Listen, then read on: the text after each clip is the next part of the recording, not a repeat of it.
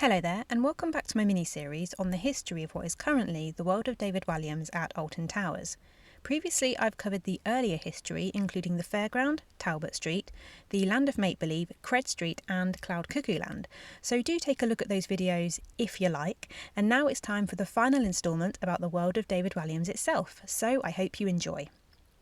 It was clear that Cloud Cuckoo Land needed something new, and there were rumours that a partnership with a celebrity author was on the cards for quite a while. This was confirmed by Alton Towers on the 17th of October 2019 with an article titled "What in the World of David Walliams is coming to Alton Towers Resort?" The park announced this area would open in spring 2020, focusing on Cloud Cuckoo Land. The publishers HarperCollins, Walliams, and the Merlin Magic Making team, including John Burton, had been working together for the past 2 years, not only on a headline attraction, but others too, with some changes also coming to one of the hotels. Construction started in 2019, but as we now know, the intended spring 2020 start date wasn't to be. The COVID pandemic meant Alton Towers, like most attractions in the UK, had to close or delay their openings. The park was eventually allowed to open in July 2020 without rides running at first, but due to ongoing restrictions, the World of David Walliams remained closed for the entire 2020 season. As you probably already know, the headline attraction is Gangsta Granny the Ride, based on one of David Walliams' books by the same name. It's housed in the building previously known as Wobble World, an indoor playground containing bouncy castles in the days of Cloud Cuckoo Land, before later becoming the House of Monsters scare maze. In 2019, boards were put up surrounding this building and construction began, but the ride name wasn't announced until January 2020. Gangsta Granny was manufactured by Garmendale and is a ride type known as a Spin Master, capable of turning 360 degrees. It can hold 8 people per car with a minimum height of 0.9 metres, with both fast track and on-ride photos available. Because of COVID, the ride was SBNO, or standing but not operating, before it ever opened to the public, with this not taking place until the 17th of May 2021. The ride was previewed by a small group of local schoolchildren accompanied by David Walliams himself. Gangsta Granny is a multi-sensory family dark ride, and the book it's based on centres upon a boy called Ben who discovers his granny is a jewel thief. They then embark upon a quest to steal the crown jewels, part of which involves venturing into the sewers. In the ride, the crown jewels are housed within Royal Alton Hall in their Crown Jewels tour. For Gangsta Granny's opening, lots of external queue line was added, which also added extra space due to the pandemic. The internal queue contains many humorous pictures in gold frames and a small gap at the bottom of one of the walls known as the doggy door, and yes, some guests do venture through it. David Walliams voices the experience, and the ride is enhanced by different 4D effects including smell pods and projection mapping. When guests leave the ride, it's as if they are in a crime scene, only it's their mugshots they can see on the wall, which they can then purchase as they're the on-ride photos. The exit of the ride then goes through Raj's shop. Some rooms at the Alton Towers Hotel were also given the Gangsta Granny treatment. There are clues within the rooms that allow you to work out a code for a safe, which contains a surprise. So I mentioned Raj's shop. Back in Cloud Cuckoo Land, this was an ice cream shop and then a cafe. Raj's shop, though, looks like a fun and colourful update and looks a little like a newsagent's, with lots of puns featured in the windows and inside, saying things such as pre-sucked sweets or nick and mix. There used to be a small funeral parlour ad in the window that said Doom and Sons, a nod to the area's previous spooky walkthrough attraction of the same name when the area was known as Talbot Street. However, when I walked through the area on Friday the 28th of March 2025, I double-checked these windows and couldn't find this anywhere, so I'm guessing this was removed or replaced.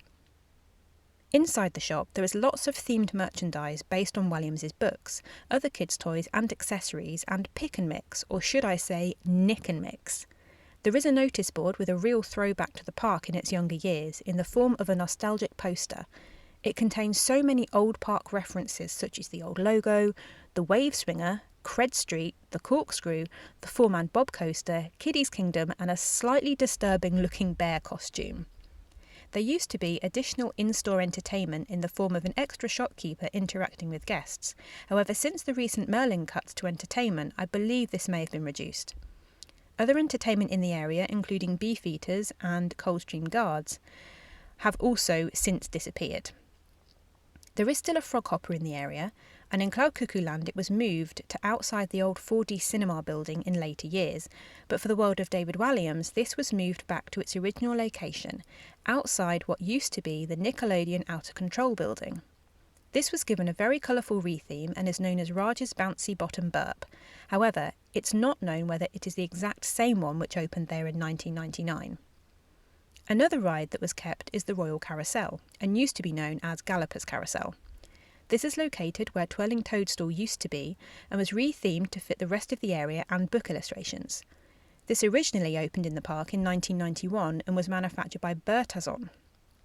Well, it's spelled Bertazzon, so I'm not really sure how you say it. The ride lasts about 2 minutes and can take 450 riders per hour, being able to sit 36 riders in one cycle. There is no minimum height, as there are small carriages to sit in as well as horses to sit on, but anyone under 1.3 metres must be accompanied by an adult. Flavio's Fabulous Fandango was a sizzler twist funfair attraction manufactured by PWS that was brought in to help increase capacity at the park amidst COVID restrictions. Other temporary fairground rides were also brought in elsewhere in the park. Flavio sat in the corner next to the carousel and opened with the rest of the area on the 17th of May 2021. There were 3 arms containing 4 gondolas each, and each arm's gondolas would spin as well as the whole ride spinning around its centre axis. Whilst just a temporary ride, this lasted until the end of the 2024 season. On the 28th of March this year, the space was still empty, but Flavio was still on the fencing. An attraction from Cloud Cuckoo Land that stayed open and was not rethemed or renamed was Cuckoo Cars Driving School, which is still operating today along with its accompanying remote control cars, again receiving no updates. It is included on the park map seemingly as part of the World of David Walliams, but when you walk through and see the clash of theming and the logo, it very much appears to be its own standalone attraction, and it doesn't feel like it fits. It is a good attraction, and personally I like the theming and the logo throwback, however it does feel out of place. I wonder if there were plans to retheme it, but perhaps these got postponed due to the pandemic, and perhaps later shelved due to budget issues. It also leads me to wonder about whether COVID and money, essentially, have been other factors impacting the area's development. The large building near where Flavio's used to sit, formerly the Ice Age 4D Cinema and before that the theatre, has sat SBNO since the end of the 2016 season and is apparently used for storage today. I am curious about this, as I wonder whether any form of seating or theming is still inside. I'd also love to know what they store in there. Possibly event theming? Knowing Walliams' success in comedy and the style of his books, these would have made for perfect theatre or 4D shows, and it seems such a waste because the building itself is so imposing, probably confusing some guests that enter the area, spot the huge building, and then realise it has no current use. Its exterior was rethemed though, so at least that's something. The former shop next door also has no present use. Earlier I mentioned the building behind where Raj's Bouncy Bottom Burp is.